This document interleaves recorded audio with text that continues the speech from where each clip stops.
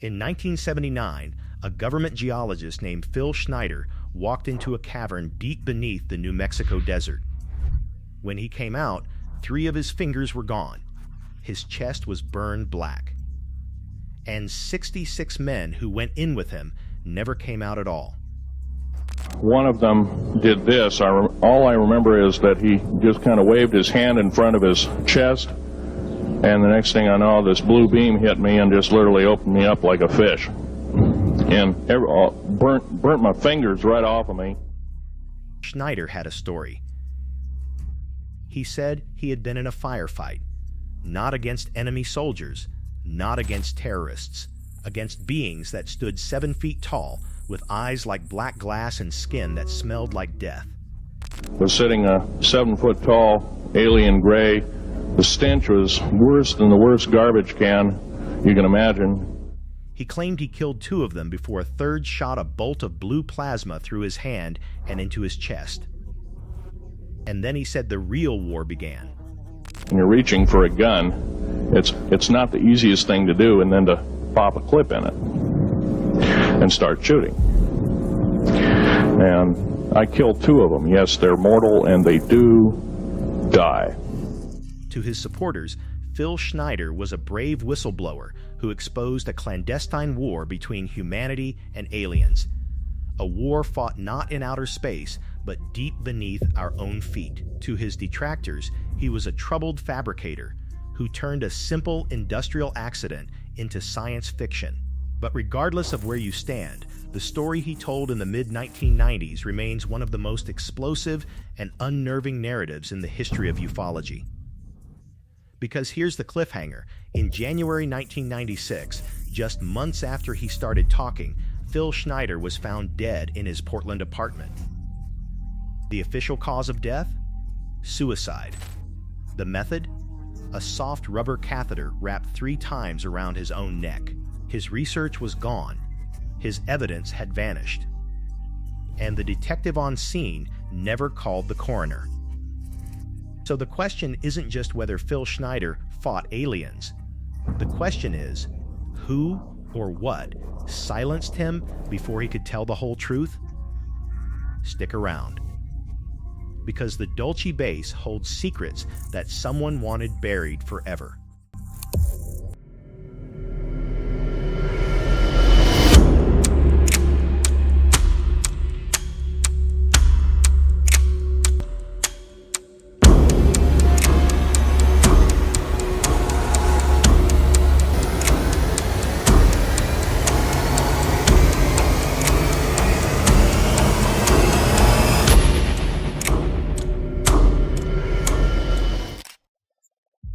Schneider claimed to be a former high-level geological engineer and explosives expert who worked on black-budget military projects for the United States government. He said he held a security clearance known as rhyolite, a classification so sensitive that even most senior Pentagon officials were unaware of its existence.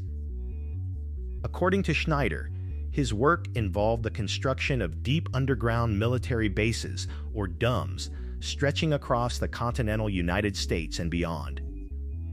Those bases, he alleged, were not built solely by human hands.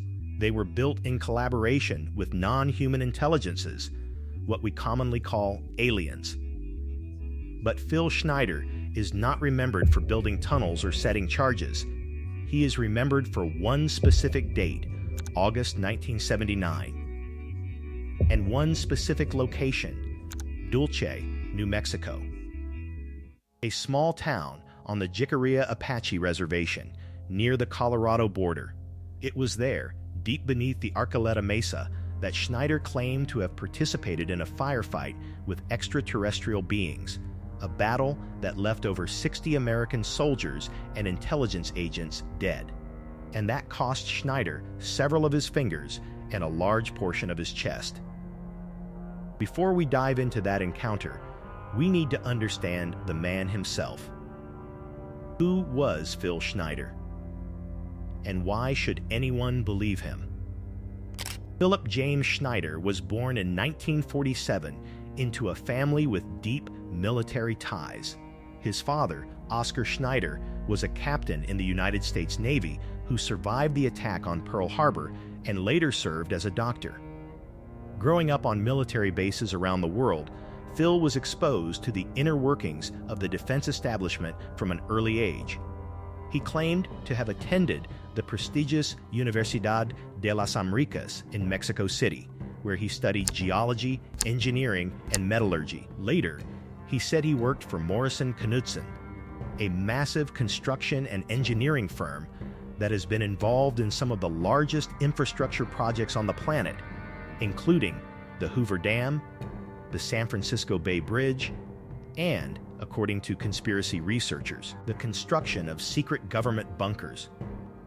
Schneider was not a man who appeared out of nowhere. He had credentials, he had scars, and he had a story that, for a brief period in the 1990s, captivated thousands of people at lecture halls, UFO conferences, and radio shows. The heart of that story is the Dulce base. But to fully appreciate the Dulce base, we have to understand the geography of secrecy.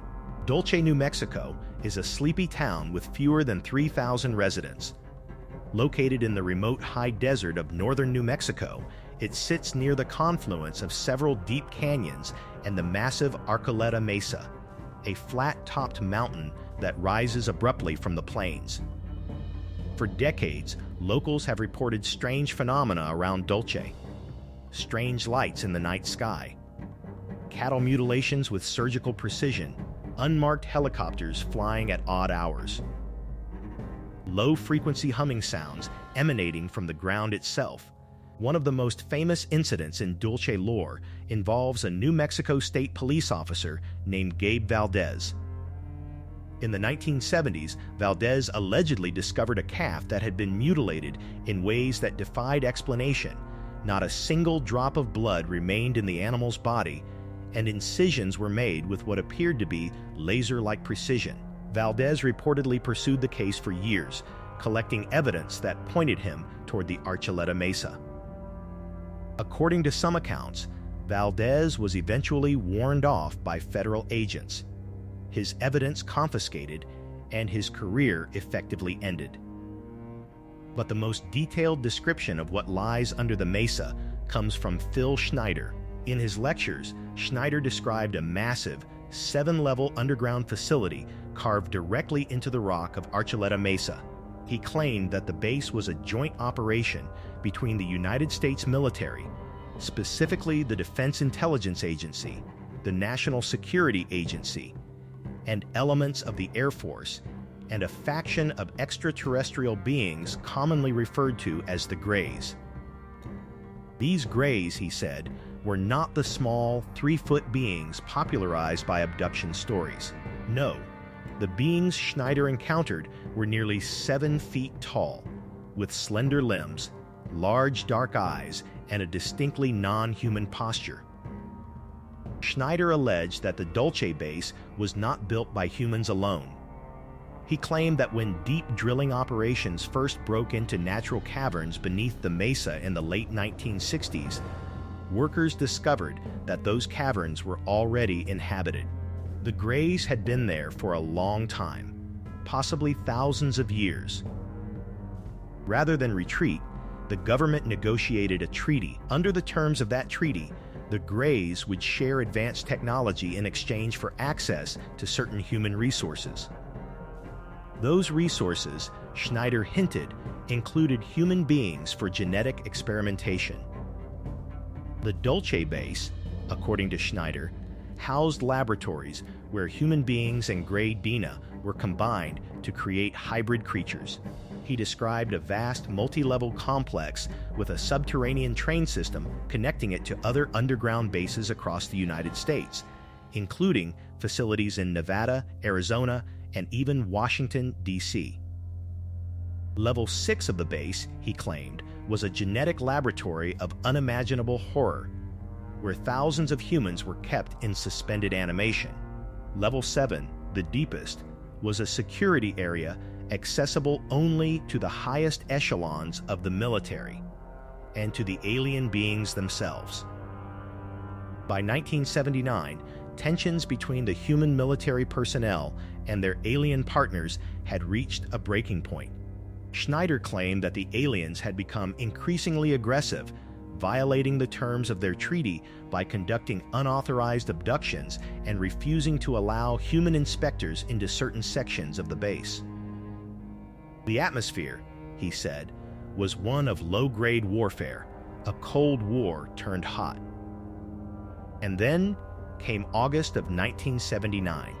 Phil Schneider said he was part of a geological survey team working on a new drilling project at the Archuleta Mesa.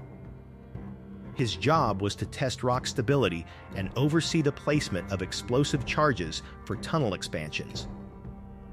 According to his account, he and a small team of workers, including 2 other civilians and several armed security personnel, descended into a lower section of the base that had not been fully mapped. The problems began when their drilling equipment malfunctioned. The drill bit, typically rated for the hardest granite, had snapped clean in half. Schneider volunteered to descend into the open borehole to retrieve the broken bit and take rock samples from the face of the cavern wall. He and 3 other men, a fellow geologist, a Navy SEAL, and an FBI agent, rode a small elevator platform into the darkness. When they reached the bottom, the first thing Schneider noticed was the smell. He described it as a stench worse than burning garbage, mixed with the metallic tang of ozone and something else. Something sweet and cloying, like rotting flowers. He said the smell was so powerful that it made his eyes water and his throat constrict. Later, he would learn that this distinctive odor was associated with the Greys. The cavern they entered was enormous, far larger than any natural formation should have been. Schneider estimated the ceiling height at over 200 feet. The walls appeared to have been carved or melted into smooth curves, and the floor was covered in a fine gray dust that shimmered under their flashlights. As they moved deeper into the cavern, they began to notice shapes in the darkness. Not rocks, not shadows, beings. Standing approximately 30 feet away were 3 figures.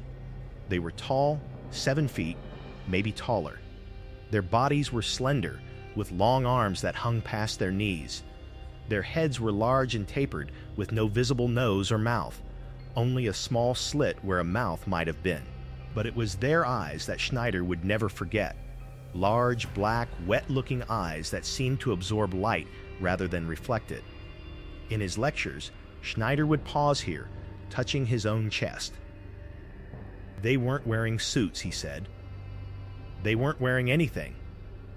That was their skin. One of the beings raised a hand. Schneider saw a flash of blue light. Not a beam, exactly, but a ball of crackling plasma that moved through the air with a sound like frying bacon. He didn't wait to see what it would do.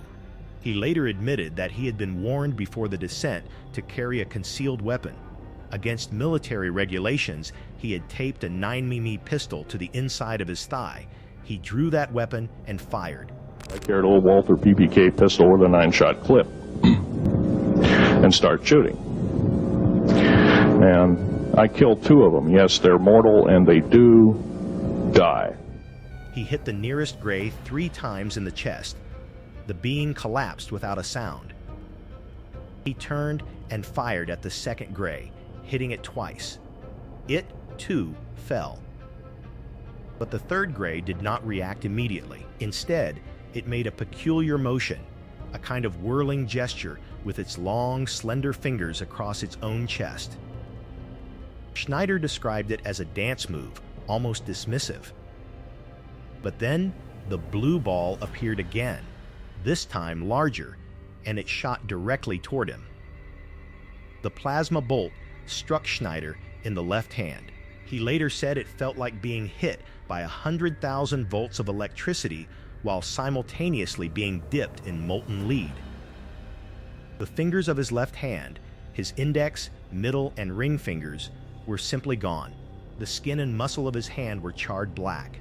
The bolt continued into his chest, burning a hole through his shirt, his skin, and several layers of muscle tissue. He fell to the ground, screaming. What happened next is a blur in Schneider's memory. He recalled the Navy SEAL firing his rifle at the third gray. He heard the FBI agent shouting into a radio, and then he felt himself being dragged toward the elevator platform. The SEAL had picked him up by the collar of his vest and was pulling him across the dusty floor. Behind them, the cavern erupted in gunfire. More grays had emerged from the shadows, and more soldiers, reinforcements, were pouring in from the upper levels. Schneider claimed that the battle raged for hours. He was evacuated to the surface, then flown by helicopter to a military hospital in Albuquerque. He underwent multiple surgeries to repair the damage to his chest and to amputate the remnants of his fingers. The official explanation, he said, was that he had been injured in a blasting accident. He was debriefed, sworn to secrecy, and given a gag order backed by threats of imprisonment or worse. But the true cost of the battle, Schneider alleged, was staggering. When the fighting was over, the government counted 66 dead. Among them were Green Berets, Delta Force operators, FBI special agents, and civilian engineers. The aliens' losses were never disclosed. Schneider believed that the Greys had lost dozens, perhaps hundreds, of their kind. The Dulce base, he claimed, was temporarily sealed off while a new truce was negotiated, and Phil Schneider was told never to speak of what he had seen. For 16 years, he kept that promise. In 1995, Phil Schneider began to talk. Why then? According to his own account, he had grown tired of living in fear. He had watched other whistleblowers die under mysterious circumstances. He had heard rumors that his own name was on an elimination list. And he believed that the public had a right to know the truth, not just about Dulce, but about the entire shadow infrastructure of covert treaties, human abductions, and alien technologies that were being hidden from humanity. Schneider began appearing at UFO conferences, college auditoriums, and even small community centers. He carried with him a plastic bag containing what he claimed were fragments of alien metal, material that could not be identified or replicated by human metallurgy. He displayed photographs of his damaged hand and his chest scars. He encouraged audience members to come up and touch his disfigured fingers. "Look at this," he would say, holding up his left hand. "A blasting cap doesn't do this. A rock slide doesn't do this. A laser does this." His lectures were rambling, intense, and notoriously long, sometimes lasting 4 or 5 hours without a break.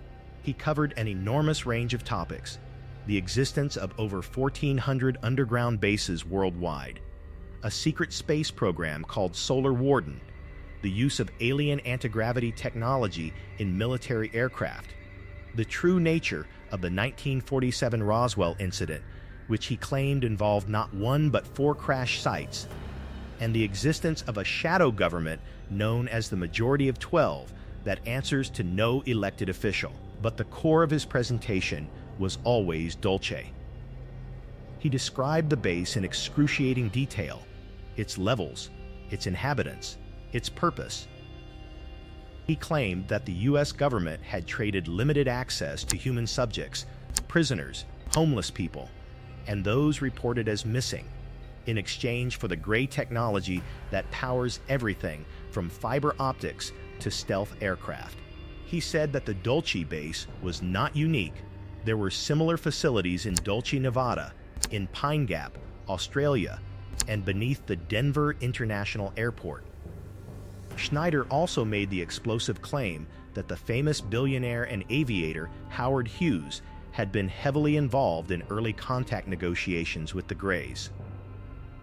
According to Schneider, Hughes had financed some of the earliest underground construction projects and had personally witnessed alien craft. When Hughes died in 1976, Schneider said it was not from natural causes. He had been silenced to prevent him from revealing too much. The response to Schneider's lectures was polarized. On one side were true believers who saw him as a modern-day prophet, a man who had literally stared into the abyss and lived to tell the tale. On the other side were skeptics who questioned his credentials, his coherence, and his consistency. Some researchers pointed out that Schneider's story changed in small but significant details from lecture to lecture. Dates shifted. Numbers changed. The number of casualties at Dulce varied between 55 and 72, depending on which recording you listened to. But Schneider had an answer for every criticism. The inconsistencies, he said, were a result of trauma and government-induced amnesia through drugs. His missing fingers were his proof. His chest scars were his credentials. And his fear was his authenticity. On January 17, 1996, just a few months after he began his public speaking career, Phil Schneider was found dead in his apartment in Portland, Oregon. He was 48 years old. The official ruling by the Multnomah County Medical Examiner was suicide. According to the police report, Schneider had been found in his bathroom. A catheter, the type of surgical tubing used for urinary drainage, was wrapped tightly around his neck 3 times. The death was classified as a suicide by strangulation. Almost immediately, the case drew suspicion. Strangulation is a highly unusual method of suicide. It requires a sustained effort even as consciousness fades, and it is almost never accomplished with a soft, flexible tube like a catheter. Forensic experts have noted that self-strangulation with a ligature is possible, but it typically involves a rigid or semi-rigid material like a belt or a rope, and it usually leaves distinct patterned injuries. The use of a catheter was, to put it mildly, bizarre.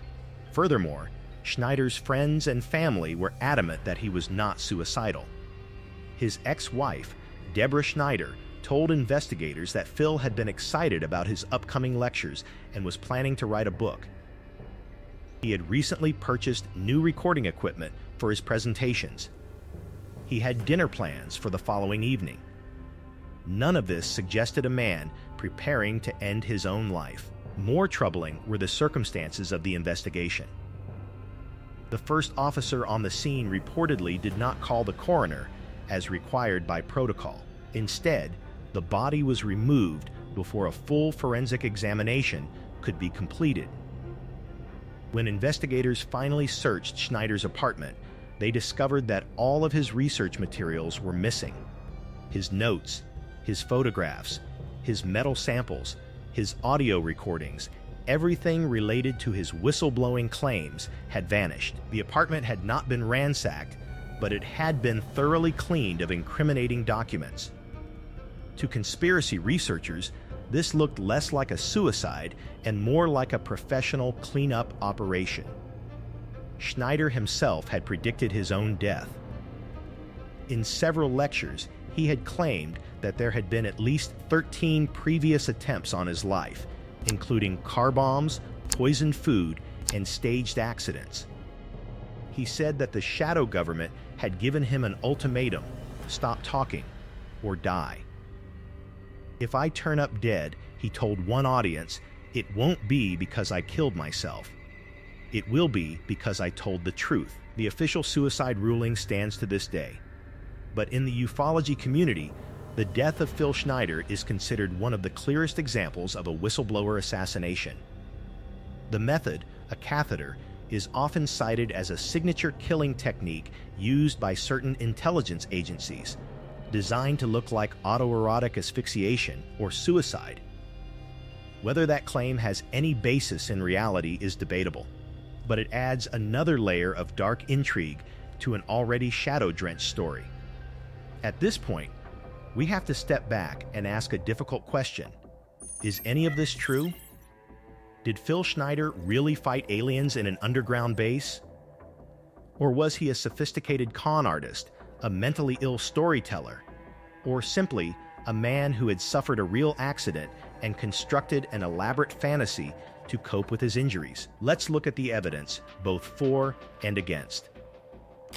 On the side of belief, we have Schneider's physical condition. He did indisputably lack several fingers on his left hand.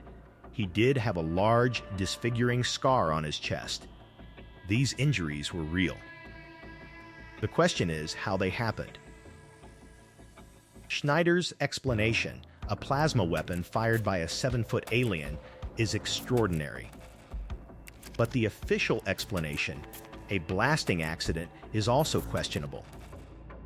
Blasting caps and industrial explosives can certainly remove fingers, but they typically leave a pattern of fragmentation and thermal damage that looks different from what Schneider displayed. Without access to his medical records, we cannot say for certain. We also have the testimony of others. Several people who worked with Schneider at Morrison Knudsen have come forward anonymously to support his claims, though none have provided verifiable evidence. Additionally, the town of Dulce itself has a long history of strange phenomena that predate Schneider's lectures. The cattle mutilations, the strange lights, the humming sounds, these are not inventions of one man.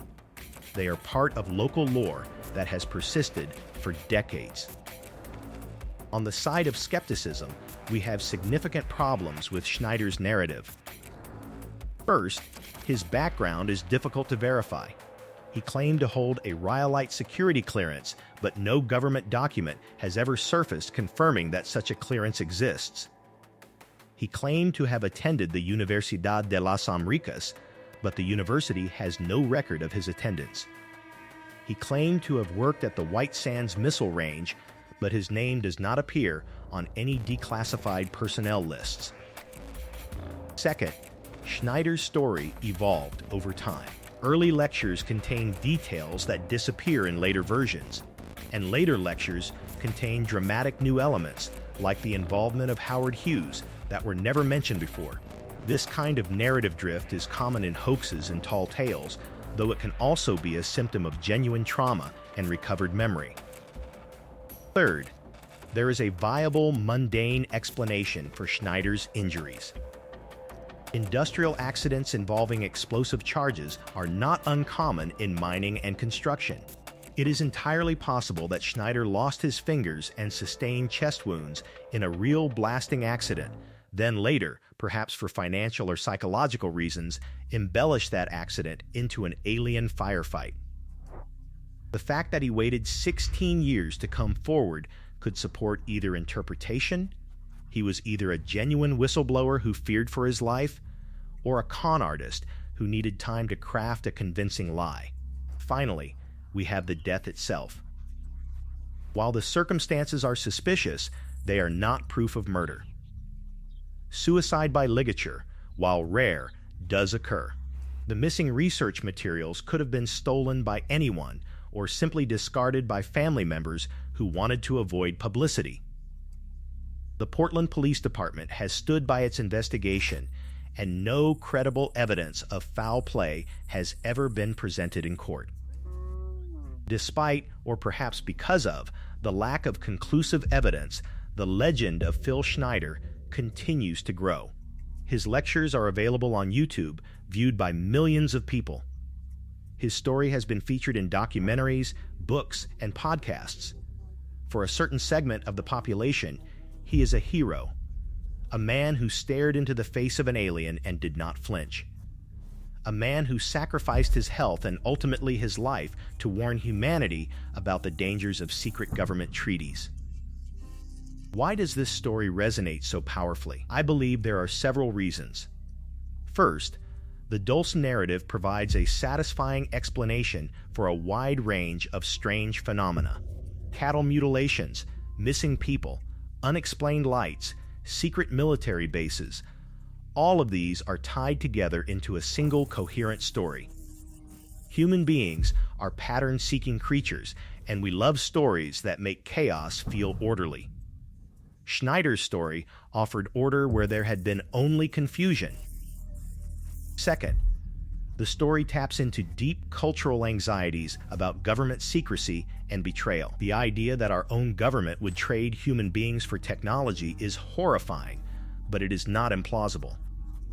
In the wake of projects like MKUltra, the Tuskegee syphilis study, and the Pentagon's secret bioweapons research, many Americans are primed to believe that their government is capable of almost anything. Schneider's story fits that pre-existing belief system perfectly. Third, Phil Schneider was a compelling figure. He was not a smooth, polished speaker.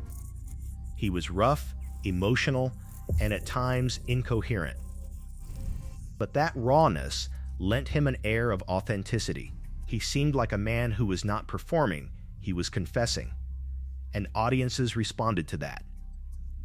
Finally, the unresolved nature of his death keeps the story alive. As long as there is a mystery, as long as the official version of events leaves questions unanswered, people will continue to speculate. Every suspicious detail, from the catheter to the missing documents, is a thread that conspiracy weavers can pull. And as long as those threads exist, the tapestry of the Dulce legend will remain intact. So where does that leave us? Did Phil Schneider really descend into a cavern beneath the Archuleta Mesa and exchange gunfire with 7-foot aliens? Or was he a damaged man who told a magnificent lie? The honest answer is that we do not know. We cannot know. The physical evidence is gone. The witnesses are silent or dead. The documents, if they ever existed, have been destroyed or locked away in classified archives that no journalist or researcher will ever see. What we are left with is a story, a powerful, terrifying, and deeply human story. A story about a man who claimed to have seen the unthinkable, who tried to warn the world, and who died under circumstances that strain credibility. Whether you believe that story or reject it, one thing is certain: Phil Schneider has become a permanent part of the modern mythology of UFOs and government cover-ups. He is a figure who stands alongside Bob Lazar, John Lear, and George Knapp in the pantheon of controversial truth-tellers. Perhaps the truth is buried as deep as the Dulce base itself. Perhaps someday, through declassification or whistleblower leaks, we will learn what really happened in August 1979. Until then, we have to choose our own conclusions. We have to decide whether the photograph of a missing fingered man holding up his scarred hand is a testament to heroism or a document of delusion. I cannot tell you what to believe, but I can tell you this: the next time you drive through the high desert of northern New Mexico and you see the flat silhouette of Archuleta Mesa against the sky, you might remember the story of Phil Schneider. You might wonder what or who is sleeping beneath that mountain. And you might feel, just for a moment, the cold shiver of knowing that some secrets refuse to stay buried. Phil Schneider fought aliens, or he didn't. But either way, he fought something. And either way, he lost. Thank you for listening.